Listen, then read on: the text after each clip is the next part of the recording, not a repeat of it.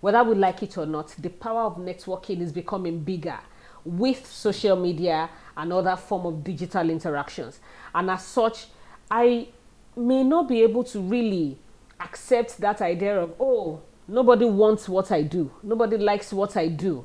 Maybe the first question is, what you do, are you so sure of it? One, do you know it so much, and is it solving a problem? Because when it is solving somebody's pain, there definitely will be somebody who wants to buy what you're selling.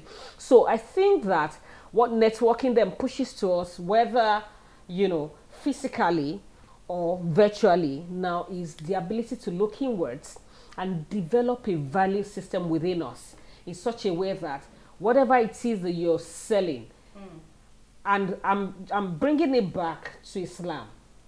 We are beginning to have modaris, madrasa teachers, who are becoming a big deal. Why? Because a number of parents are relocating and they still want to be able to have their children do the madrasa. So online madrasa is becoming a thing. Yeah. I have 4 kids and they are all doing online madrasa because I have 2 in the universities. I want them to come home every Friday. And as such, we have different online madrasa teachers. And as such, so imagine you doing online madrasa for about 10 people in 10 different countries. Yeah. You are not going to be that same person where people say, oh, it's because I don't have a shop to work with. It's because I don't have a place to give me opportunity to do my madrasa. Why? Space. Because with madrasa, there's now a virtual space. And if you have the value, people are ready to buy that value. So I go back to that same question.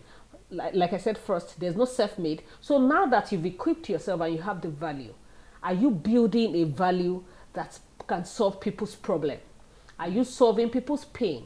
Because when you solve people's pain, networking is going to help you sell.